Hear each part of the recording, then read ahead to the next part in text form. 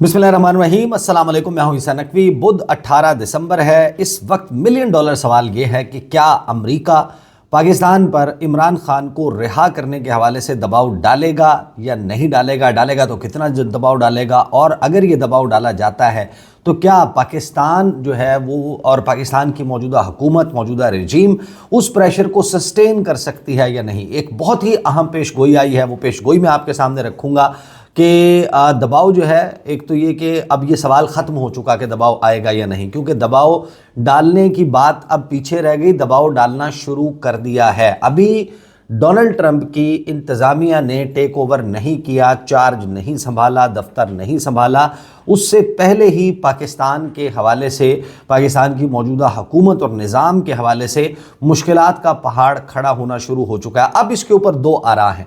एक तो वो पेशगोई है जो मुशाहिद हुसैन सैयद साहब माजी में सहाफ़ी रहे हैं, उनके मुशाहिदात बड़े मशहूर हैं, सियासतदान हैं, वो काशिफ अब्बासी साहब के साथ मुकालमा कर रहे हैं। उनका एक क्लिप मैं आपको सुनवाऊंगा, बड़ा दिलचस्प है, जिसमें वो ये बताते हैं कि कॉल इज़ अ कॉल, कि जब कॉल आती है तो फिर वो कॉल होती है, और अमरीकी सदर के कॉल को या अमरीकी सदर के दफ्तर से आने वाली कॉल को इनकार की गुंजाइश नहीं होती। इनकार की गुंजाइश निश्ता, साथ में वो कहते हैं कि सिस्टम में सख्त नहीं है।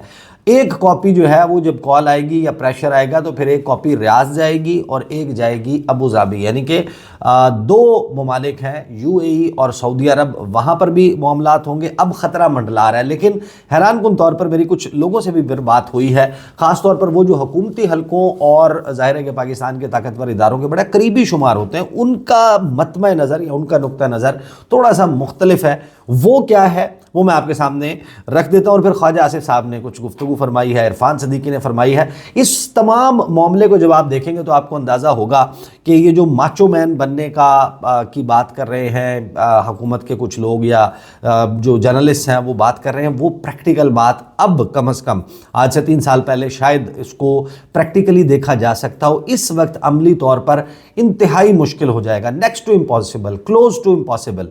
क्या हो सकता है मुमकिन तौर पर। पहले तो सुने मुशाहिद हुसैन सैयद से ये सवाल किया काशिफ अब्बासी ने, काशिफ अब्बासी का सवाल भी सुन लें, आगे से मुशाहिद हुसैन सैयद ने क्या जवाब दिया वो भी सुनिए। बाहर निकालें, हम क्या यहाँ पे पाकिस्तान कैसे रिएक्ट करेगा इस कॉल को, अगर सख्त कॉल आती है, सख्त मतलब ऑर्डर नुमा कॉल? मैं समझता हूँ कि अमेरिका नई इंतजामिया सदर ट्रंप के अपनी या अपने ऑफिस से कोई call I, a call is a call from the United states of America, फिर उसको आप गुंजाइश नहीं होती नो की। जो मेरा ख्याल है, जो हमारे सिस्टम में इतना सख्त नहीं है कि हम रेजिस्ट कर सकें। और वो कॉल सिर्फ ये तो नहीं होगी ना, वो कॉल फिर जाएगी, उसकी एक कॉपी जाएगी रियाद, एक कॉपी जाएगी अबू धाबी, वो तो फिर कलेक्टिव एफर्ट हो जाएगा ना कि जनाब ये अमेरिकन को कलेक्टिव एफर्ट भी नहीं चाहिए सर। पुरानी सेइंग होती थी आपकी 051 नंबर की कॉल है, आप ये कह रही है +1 नंबर। और आपको पता था कि वो जब जनरल मुशर्रफ को कॉल आई थी कॉलिन पावेल की, बुश की नहीं आई थी, Colin Powell secretary of state ने जनरल मुशर्रफ को कॉल किया था 9/11 के बाद। तो आपने 20 साल पुरानी अफगान पॉलिसी आपने ऐसे यू टर्न किया। और कॉलिन पावेल ने अपनी किताब में लिखा कि ऐसी चीजें ही पाकिस्तान ने मान ली जो हम अमेरिका में नहीं कर सकते, नहीं कर सकते थे, और हमने मांगी भी नहीं थी, वो सारा कुछ ठीक है फ्लैट। तो अब वो कॉल अमेरिकन प्रेसिडेंट की नहीं। अच्छा, ये है जनाब मुशाहिद हुसैन सैयद साहब जो कहते हैं कि कॉल इज़ अ कॉल और सिस्टम में सख्त ही नहीं है, ये गुंजाइश नहीं है कि इनकार किया जा सके, ये पॉइंट ऑफ व्यू है उनका। अच्छा, ये सवाल तो पहले ख़त्म हो गया, मैं गुज़श्ता वीडियो में एक्सप्लेन कर चुका कि दबाव आएगा या नहीं आएगा, क्योंकि दबाव आना शुरू हो चुका है। रिचर्ड ग्रेनल की ट्वीट्स और फिर उसके बाद उन्होंने जो US एड का मामला उन्होंने कहा है कि नॉट फॉर लॉन्ग, वो मामला बात वो जियो न्यूज़ की कर रहे थे कि अगर उनको कोई इमदाद मिल रही है, कोई प्रोजेक्ट्स की मद में किसी चीज़ में पैसा मिल रहा है तो वो फिर ज़्यादा अरसा जारी नहीं रहेगा, ये उन्होंने की है। लेकिन उससे उनकी अप्रोच का पता चलता है कि वो किस एक्सटेंट तक जा सकते हैं पाकिस्तान के मामले पर या अपने मकासद के हवाले से। वो वेनेजुएला के लिए, वो नॉर्थ कोरिया के लिए इंक्लूडिंग, यानी कि जो मेन नाम बताए गए हैं डोनाल्ड ट्रंप की तरफ से कि किन के लिए वो प्रेसिडेंशियल ऑनवॉय हैं, along with the hottest spots around the world.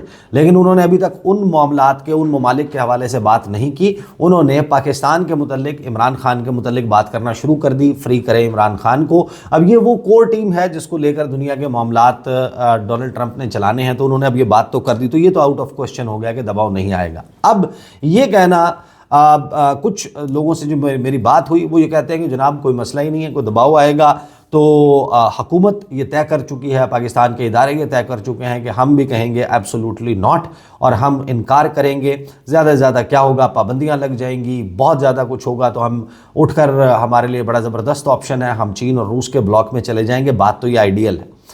Pakistan جو ہے اس کو لک ایسٹ اور ریجنل اپروچ پر ہونا چاہیے۔ پاکستان کے تعلقات ہزاروں میل دور بیٹھے ہوئے امریکہ، جس نے آج تک ہمیں ٹکے کا فائدہ نہیں دیا، ٹرانزیکشنل ریلیشن شپ رکھا، ہم ان کے بحری بیڑوں کی آمد کا انتظار کرتے رہے اور ہم نے مشرقی پاکستان گنوا دیا۔ انہوں نے ہمارا بازو مروڑا، ہماری معاشی ناکہ بندی کی، ہمیں جو ہے وہ تنگ کر کے انہوں نے افغانستان سمیت پوری دنیا میں جو ان کے آبجیکٹیوز تھے ان کے حوالے سے ہمیں استعمال کیا۔ آج پاکستان میں جو دہشت گردی کا معاملہ ہے، یہ سارا معاملہ جڑا ہوا ہے افغان جہاد اور اس کی آفٹر میتھ سے، اور امریکہ ہمارے سے کیا کچھ کرواتا رہا۔ تو وہ جو وائٹ پیپر ہے، اگر پاکستان نے امریکہ کے لیے کیا کیا اور امریکہ نے پاکستان کو کیا دیا، اس کو اٹھا کر دیکھیں تو صرف خسارہ ہے۔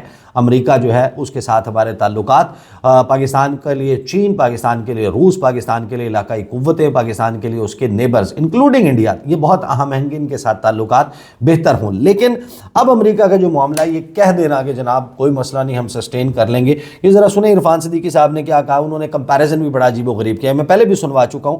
وہ کہتے ہیں کہ جناب وہ شکیل آفریدی بھی تو مانگا تھا نا امریکہ نے، تو ہم نے کوئی شکیل آفریدی ان کو دے دیا۔ عرفان صدیقی صاحب نے، اب بزرگ آدمی ہیں، ایج کا کیا تقاضا ہے یا کیا ہے، وہ شکیل آفریدی اور عمران خان کو کمپیئر کر رہے ہیں، ان کو ایک پلڑے میں ڈال رہے ہیں۔ ان کے خیال میں شکیل آفریدی، وہ جس نے اسامہ بن لادن کو ڈھونڈنے میں امریکہ کی مدد کی تھی، بھیس بدل کر وہ جو پولیو کے کیمپین اور قطرے پلانے والا اور سروے کرنے والا بندہ وہ بنا ہوا تھا، اور اس نے امریکہ کو انٹیل رپورٹ دی کہ لوکیٹ کر کے دیا اسامہ بن لادن کہاں ہے، اور پھر آپ کو معلوم ہے کہ ایبٹ آباد آپریشن ہوا، اس کی آفٹر میتھ میں کیا کچھ ہوا۔ شکیل آفریدی کو گرفتار کر لیا ہم نے، اس کے اوپر مقدمہ چلایا، اس کو 33 سال کی سزا سنا دی۔ 33 سال کی سزا کے بدلے میں امریکہ نے کہا 33 سال، ہر سال کے بدلے میں $1 ملین کی ایڈ کا کٹ لگے گا، تو $33 ملین کی ایڈ کا کٹ لگا دیا۔ لیکن یہاں پر عرفان صدیقی صاحب بات جو کر رہے ہیں وہ ذرا سن لیں، پھر میں آپ کو بتاتا ہوں کہ جو بات پریکٹیکل ہے، جو عملی بات ہے، اس کے بعد وہ کیا خواجہ آصف صاحب نے دوبارہ سے وینٹیلیٹرز کا بتایا کہ وینٹیلیٹرز کتنے اہم ہوتے ہیں۔ سنیں عرفان صدیقی نے کیا کہا۔ رہنما نون لیگ سینیٹر عرفان صدیقی نے کہا ہے کہ بانی پی ٹی آئی ویسے ہی پاکستان کے قیدی ہیں جیسے اسامہ کی تلاش میں مدد دینے والا شکیل آفریدی۔ جیو نیوز سے گفتگو میں عرفان صدیقی نے کہا کہ بار بار مطالبات کے باوجود پاکستان نے شکیل آفریدی کو امریکہ کے حوالے نہیں کیا۔ وہ نہیں سمجھتے کہ امریکہ سمیت کوئی بیرونی طاقت پاکستان کے اندرونی معاملات میں دخل اندازی کرے گی۔ کی حکومت آئی ہے، وہ کچھ دنوں میں چارج لینے جا رہے ہیں، تو آپ یہ سمجھتے ہیں کہ کیا کوئی ریلیف ممکن ہے بانی پی ٹی آئی کے حوالے سے؟ جی ہمیں نہیں معلوم کہ ڈونلڈ ٹرمپ کی ترجیحات کیا ہوں گی اور وہ کس حد تک دوسرے ممالک کے اندر دخیل ہوں گے۔ میں اتنا جانتا ہوں کہ ایک قیدی یہاں پہ موجود ہے جس نے اسامہ کی تلاش میں امریکہ کی بڑی مدد کی تھی، اور اس کی بڑی دفعہ ہم سے تقاضا کیا گیا اس قیدی کو مانگنے کا بھی، اور اس کے لیے بڑی ایفرٹ بھی امریکہ نے کی، اور کئی حکومتیں آتی جاتی رہی ہیں، لیکن وہ ابھی تک ہماری تحویل میں ہے، ہم نے امریکہ کو نہیں دیا۔ لہٰذا میں نہیں سمجھتا ہوں کہ کوئی بھی بیرونی طاقت امریکہ سمیت پاکستان کے داخلی معاملات کے اندر کسی طرح کی دخل اندازی کرے گی۔ یہ لوگ جو ہیں ان کا المیہ یہ ہے کہ یہ معاملات کو اچھا، عرفان صدیقی صاحب تو نہیں سمجھتے کہ امریکہ مداخلت کرے گا، تو وہ مداخلت تو اس نے کرنا شروع کر دی۔ مداخلت نہیں ہونی چاہیے اور پاکستان شوڈ سے نو، یہ میرا ہمیشہ سے اوپینین رہا ہے کہ اس قسم کے ایکسٹرنل پریشرز کا مقابلہ کرنا چاہیے، قوموں میں ریزیلینس ہونی چاہیے، ان کو اپنی آزاد خود مختار خارجہ پالیسی بنانی چاہیے۔ اسی نعرے کی وجہ سے عمران خان صاحب کی جو پوسچرنگ تھی، ہم اس کی تعریف کیا کرتے تھے کہ وہ طریقہ کار ہے جو قوموں کا ہونا چاہیے۔ لیکن پھر خواجہ آصف صاحب کی میں بات آپ کو سنوا دیتا ہوں کہ خواجہ آصف صاحب سے قومی اسمبلی کے باہر وہ نکل رہے تھے، وزیر دفاع ہیں پاکستان کے، ان سے امریکہ کے بارے میں سوال ہوا، وینٹیلیٹرز کے بارے میں، تو انہوں نے بتایا کہ گڑبڑ تو بہت شدید قسم کی ہو جائے گی۔ پھر میں آپ کو بتاؤں گا کہ یہ جو بات کر رہے ہیں نا کہ سسٹین کر لیں گے اور وہ کر لیں گے، اس کے لیے کیا چاہیے، کیا اس کی قیمت ہو سکتی ہے، وہ میں آپ کو بعد میں بتاتا ہوں۔ پہلے ذرا خواجہ آصف صاحب کی بات سن لیں۔ یہ अमेरिका वेंटिलेटर पे हमें ऑक्सीजन देता है। नहीं देखें, जहाँ तक हमारी इकोनॉमिक ज़रूरियात हैं उसमें अमेरिका की मदद जो है वो ज़रूरी होती है। अदरवाइज जितने भी माली इदारे हैं दुनिया के, अगर अमेरिका ना चाहे तो वो मदद नहीं करते। तो उस हिसाब से तो अमेरिका की जो माशी हमारे मामलात में जो ज़रूरियात हैं, मुश्किलात जो हैं, उसमें अमेरिका हमारी मदद कर रहा है। सर अगर वो मुतालबा करते हैं इमरान खान की रिहाई का तो स्टैंड लेंगे? ਜਦੋਂ ਗੱਲ ਹੈ ਜੋ ਪਿੰਡ ਪੇਦ ਹੈ ਤੇ ਫੇਰ ਚੱਕੇ ਆਣ ਜਿਹੜੇ ਉਦੋਂ ਪਹਿਲਾਂ ਤਾਂ ਨਹੀਂ ਚੱਕੇ ਆਣੇ ਚਾਹੀਦੇ। सर वफाकी गवर्नमेंट केपी की गवर्नमेंट की सपोर्ट करेंगे फोरम के मामले पे? तो उन्होंने कहा कि पिंड बसेगा तो फिर वो चक्के आएंगे। पिंड बसने से पहले यानी कि जो डोनाल्ड ट्रंप की इंतज़ामिया है वो टेक ओवर कर लेगी। 20 जनवरी से ऑनवर्ड वो हल्फ ले लेंगे, चार्ज संभाल लेंगे, दफातर में लोग आ जाएंगे, अप एंड फंक्शनिंग होंगे, काम करना शुरू कर देंगे। उसके बाद ये मामला आएगा। लेकिन उन्होंने बड़े वाज़ेह तौर पर बता दिया कि भाई अमेरिका के बगैर चलना बड़ा मुश्किल है। IFIs, international financial institutions, world bank की बात कर लें, IMF की बात कर लें, दुनिया के मालियाती इदारे, क्रेडिट रेटिंग एजेंसीज़, उसके बाद बड़ी बड़ी अलाइंसेस, यूरोप से लेके नेटो से लेके जो अमेरिका का इंटरनेशनल क्लाउड है वो फिर हर तरफ से, FATF की बात कर लें, किसी की बात कर लें, आपको पता है कि अमेरिका का असर रसूख कितना मैटर करता है और अमेरिका क्वाइटली कितना कुछ कर सकता है किसी भी मुल्क के हक़ में या किसी भी मुल्क के ख़िलाफ़। इंडिया की मिसाल हमारे सामने है कि वो जब नहीं लगानी होती तो countering American adversaries through sanctions act, काटसा की सैंक्शंस नहीं लगाता, तुर्की पे लगा देता है, इंडिया पर नहीं लगाता। USCIRF, US commission for international religious freedom, by partisan letters लिखे जाते हैं अमेरिकी सदर को कि ये मुल्क यहाँ पर मजहबी आज़ादी नहीं है, इंडिया के बारे में बात कर रहा हूँ, और इसके ऊपर पाबंदियाँ लगाई जाएँ। अमेरिकी सदर जो है उसको प्रेसिडेंशियल वेवर दे देता है, उनको सिविल न्यूक्लियर टेक्नोलॉजी देता है, उनके साथ बीका, कमकासा, लिमुआ उनके साथ माहिदे करता है। जब नवाजने पर आता है तो ये सब कुछ करता है, और जब नहीं नवाजना होता, तंग करना होता है तो FATF की ग्रे लिस्ट में पाकिस्तान पड़ा रहता है। तमाम यानी एक आधा छोड़ के हर बात मान लेता है, लेकिन पाकिस्तान को ग्रे लिस्ट से नहीं निकाला जाता। ब्लैक लिस्ट की तलवार लटकी रहती है। UAE जो है वो ग्रे लिस्ट में जाता है, लेकिन UAE फौरी तौर पर बाहर आ जाता है। उसके क्या तरीक़ाकार है उसको सबको मालूम है कि कहाँ आपके जो सेटिंग जो है वो बड़ी बेहतरीन किस्म की होनी चाहिए, वो मामला वहाँ पर है। अब जो ममालिक सस्टेन करते हैं, देखिए प्रैक्टिकली बात यह, मैंने तो आपको बड़ा खुल के अपना जो है वो नज़रिया अपना वो बताया कि इमरान खान को अगर बाहर आना है तो वो अपनी पब्लिक सपोर्ट से, यहाँ पर इन मामलात से बाहर से इमदाद की वजह से इमरान खान का बाहर आना, आई नो कि this is going to happen. ये मैं गुज़श्ता 1 साल से प्रेडिक्ट करा था। I think I was the first one Pakistan में जिसने इस पर बात की। 2024 की जनवरी की 17 तारीख को मैंने वीडियो की थी इसके ऊपर कि ये मामला होने जा रहा है और इमरान खान के लिए ये सारा मामला इस तरीके से प्रेशर और ये सब कुछ आएगा। तो वो जो ममालिक है ना जो सस्टेन करते हैं, for example China, America till लगा लेता है उसके ख़िलाफ़, जो कुछ करता है उसकी नाकाबंदी करने की, उसके ख़िलाफ़ अलाइंसेस खड़ी करने की कोशिश करता है, वो सस्टेन करता है। उसका 670 अरब डॉलर की एक्सपोर्ट्स माहाना, यानी ये फिगर भी टच करते हैं वो होता है। उनके पास जो कुछ मौजूद है, वो जिस मकाम पर खड़े हैं उस कौम में जो चीज़ मौजूद है, I am sorry but that doesn't exist, वो यहाँ पर मौजूद नहीं है। उनके खिलाफ आप रशिया की हिस्ट्री उठाकर देखें, वेनेजुएला के खिलाफ वो इक़दाम करते हैं, निकोलस मेडोरो के रजीम के ख़िलाफ़। वेनेजुएला जो है वो 3 अरब बैरल से ज़ायद ख़ाम तेल के रिज़र्व्स रखने वाला मुल्क है। उसकी रेजिलियंस बहुत ज़्यादा है, वो सस्टेन कर सकते हैं। उसके बाद आप ईरान की बात कर लें, हर किस्म की सैंक्शंस जो सब कुछ कर लें, वो अपनी 16 लाख मुरबा किलोमीटर का रकबा है, 8 करोड़ की आबादी है, वसाइल अपने लोकली ज़्यादा हैं और मसाइल कम हैं उस एतबार से। और जब उनके एसेट फ्रीज़ हुए थे 1990s में, उस वक्त 160 अरब डॉलर जो है वो इंटरनेशनली उनका एसेट फ्रीज़ हुआ था।